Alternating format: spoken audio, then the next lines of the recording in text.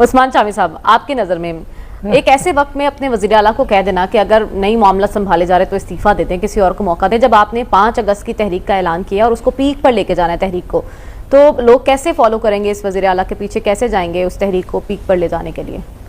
اصل میں اس کا تھوڑا بیک گراؤنڈ آپ کو بتا دیتا ہوں. ایک تو پہلی بات یہ دیکھیں کہ جب علی امین گنڈا پور صاحب جو ہیں ان کی صلاحیتوں کے بارے میں خان صاحب جو ہے وہ میرے اور آپ سے بہتر جانتے ہیں. تو جب ان کا بطور وزیر اعلیٰ انتخاب کیا گیا تو یہ چیز ان کے مد نظر تھی کہ کوئی نہ کوئی معاملہ جو ہے وہ اسٹیبلشمنٹ کے ساتھ ہوگا تو اس میں علی امین گنڈا پور صاحب جو ہے کردار ادا کریں گے.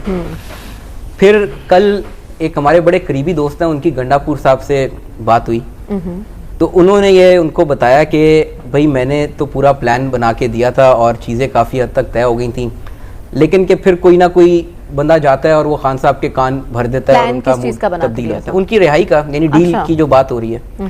تو وہ کہتے ہیں وہ آلموسٹ معاملات فائنل ہو گئے تھے، لیکن کوئی نہ کوئی بندہ جاتا ہے اور ان کے کان بھرتا ہے اور وہ موڈ تبدیل ہو جاتا ہے اور یہ چیز ہو جاتی ہے. اب آپ دیکھیں ہمارے پاس 4 گواہیاں آ گئی ہیں. پہلے یہ علی امین گنڈا پور صاحب جو کہ میں کلیم کر رہا ہوں اپنے ذرائع کے حوالے سے کہ انہوں نے یہ بات کی. دوسرا حذیفہ رحمان صاحب جو ہے انہوں نے ایک انٹرویو دیا ہے، اس میں انہوں نے اس بات کا ذکر کیا ہے کہ حکومت کے پاس ریکارڈنگ موجود ہے گنڈا پور صاحب اور عمران خان صاحب کی یہ ڈیل کے حوالے سے جس میں گفتگو کی جا رہی ہے.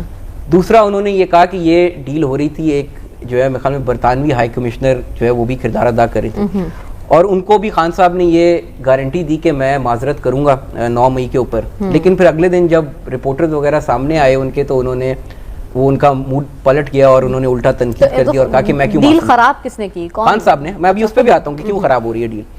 تو وہ یعنی انہوں نے گارنٹی دی کہ میں معذرت کروں گا، لیکن جب میڈیا کے سامنے آیا یا لوگ ملنے آئے تو انہوں نے کہا میں کیوں معافی مانگوں، یہ مانگے مجھ سے معافی. تیسرا ایک اعظم سواتی صاحب بھی درمیان میں آئے تھے جنہوں نے کہا کہ مجھے خان صاحب نے خود کہا ہے کہ کوئی راستہ نکالا. پھر وہ کچھ ملاقاتیں بھی کرنا چاہتے نا، لیکن وہ بات دب گئی درمیان میں. پھر کچھ پی ٹی آئی کے دوست ہیں، پھر کچھ ہمارے پی ٹی آئی کے دوست ہیں، ان کا یہ کہنا ہے کہ چند ماہ پہلے جب صدر ٹرمپ نئے آئے تو انہوں نے خان صاحب سے ملاقات کے دوران جو ہے ان سے کہا کہ کوئی راستہ نکالتے ہیں، کوئی بات کرتے ہیں.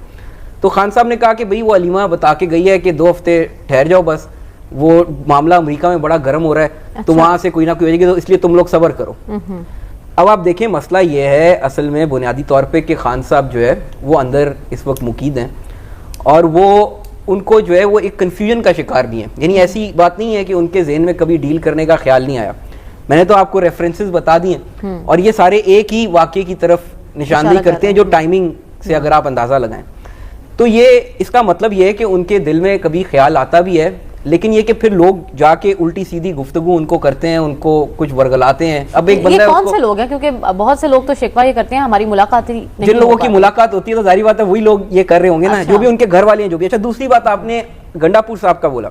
اب گنڈا پور صاحب جو ہے وہ اس مشکل میں پھنسے ہیں کہ خان صاحب جو ہے وہ یہ سمجھتے ہیں کہ یہ ڈیل نہیں کرا سکا، جو دوسرا فریق ہے وہ بھی یہ سمجھتا ہے کہ یہ تو ناکارہ ثابت ہوا، یہ تو کوئی ڈیل نہیں کرا سکا. تو اب 2 ملاؤں میں مرغی حرام والی بات ہے.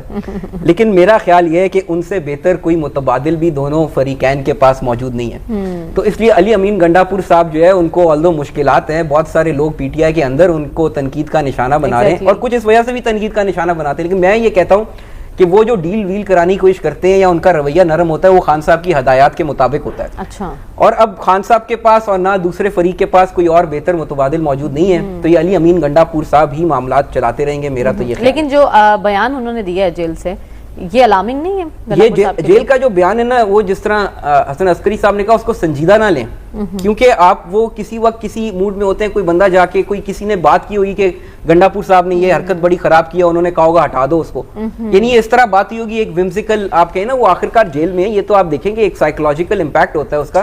یہ کوئی ان کی سوچی سمجھی بات نہیں لگتی کیونکہ بظاہر کوئی ایسا بندہ اور موجود نہیں ہے جو یہ ساری سروسز پرووائڈ کر سکے، متبادل نہیں ہے اور یہی وجہ ہے کہ گنڈا پور صاحب کی کرسی خطرے میں نہیں ہے. عثمان شامی صاحب کہہ رہے ہیں چینی درآمد کر لیں گے تو سارے مسئلے حل ہو جائیں گے، کیا واقعی اس سے بحران حل ہو جائے گا؟ اس پہ آتے ہیں. پہلے آپ سوال تو صحیح پوچھیں، آپ ہر کسی سے پوچھ رہی ہیں کہ یہ کون کس کو فائدہ پہنچا، مافیا کو مسلط کر دیا. یہ پبلک اکاؤنٹس کمیٹی کو میں ایک چیز کی داد دوں گا، انہوں نے بہرحال پتہ نہیں کون لوگ بیٹھے ہیں اس کمیٹی میں بیچارے جو ہے، انہوں نے تفصیل منگائی کہ کس نے کتنی چینی ایکسپورٹ کی اور کس کو کتنا فائدہ ہوا. تو جس طرح یہ ابھی بتا رہے تھے 42 خاندان ہیں، یہ کوئی بزنس مین نہیں ہے یعنی کہ ہم بیچارے ایسی بزنس مینوں کو تنقید کا نشانہ بناتے ہیں. اور آپ کو میں بتا دوں, جو آپ بار بار مافیا کہہ رہے ہیں کن لوگوں نے مال بنایا, تو جہانگیر ترین صاحب سر فہرست ہیں, 2 ملوں کے ساتھ 15 ارب روپیہ. پھر شریف فیملی جو ہے وہ بھی اس نے 8-9 ارب روپیہ بنایا اپنی شوگر ملوں سے جو ایکسپورٹ کی گئی چینی. پھر یہ ہارون اختر صاحب ہیں, تقریباً 7-8 ارب روپیہ انہوں نے بھی بنایا. تو یہ مافیا نہیں ہے, یہ ہمارے حکمران ہیں. پہلی بات تو یہ ہمیں جو ہے وہ واضح ہونا چاہیے اپنے ذہن میں کہ ان لوگوں نے منافع بنایا. دوسری بات سب ڈھکے چھپے لفظوں میں یہی کہہ رہے تھے آپ نے, میں یعنی آپ دیکھیں پبلک اکاؤنٹس کمیٹی جو ہے, political interest public accounts committee یہ دستاویز جاری کر رہی ہے. یہ ساری تفصیل میں اپنی طرف سے نہیں بنا رہا, انہوں نے بتایا کہ بھئی یہ ہے مافیا مافیا جو آپ دن رات جن کو کہہ رہے ہیں. دوسری بات آپ دیکھیں, جو اصل واردات ہے نا اس کے اندر, وہ یہ ہے کہ آپ دیکھیں یہ ایکسپورٹ کرنا نہیں ہے. جو چینی کی قیمت کا 130 روپے سے اٹھ کے 200 روپے پہ چلے جانا ہے, جو 130 روپے پہلے قیمت تھی, اس کا مطلب ہے کہ مل سے کوئی 115-110 روپے ملتی ہوگی. اب حکومت نے 164 روپے مقرر کر دیا ان کی قیمت, 165 روپے. تو یعنی یہ 50 روپے وہ تمام سیل جو چینی کے ملک کے اندر ہو رہی ہے اس کے اوپر 50 روپے فی کلو کا ونڈ فال گین ہے. اور پبلک اکاؤنٹس کمیٹی کے مطابق یہ 300 ارب روپیہ بنتا ہے. اچھا اس دفعہ جو ہے اب آپ دیکھیں ایک اور خبر بڑی گرم ہے مارکیٹ میں, جن لوگوں کی ملز ہیں انہوں نے تو مال بنایا ہی ہے. ایک وزیر صاحب ہیں, وہ بڑے طاقتور وزیر ہیں, ان کو جب پتہ لگا کہ چینی ایکسپورٹ ہو رہی ہے تو انہوں نے اندازہ کیا کہ یہ تو قیمتیں بڑھ جائیں گی. تو انہوں نے لاہور کے ایک ڈیلر کے ساتھ مل کے جو ہے وہ بڑی بھاری تعداد میں ذخیرہ کی, اور کہا جا رہا ہے کوئی 70 کروڑ سے اوپر جو ہے وہ انہوں نے بھی بنایا. تو اب بات آگئی کہ یہ وزیر کا تعلق پنجاب سے, جہاں سے بھی ہے, تو سب اب نے بہتی گنگا میں ہاتھ ہر کسی نے بہتی گنگا میں ہاتھ دھویا ہے. تو اب یا تو شہباز شریف صاحب جو ہے اگر وہ اس مافیا کا حصہ نہیں ہے تو یہ ان کے لیے ٹیسٹ کیس ہے. جن لوگوں نے, آپ دیکھیں مل اونرز کو میں نہیں کہتا, وہ انہوں نے حکومت نے پالیسی بنوائی, انہوں نے جس طرح بھی بنوا لی.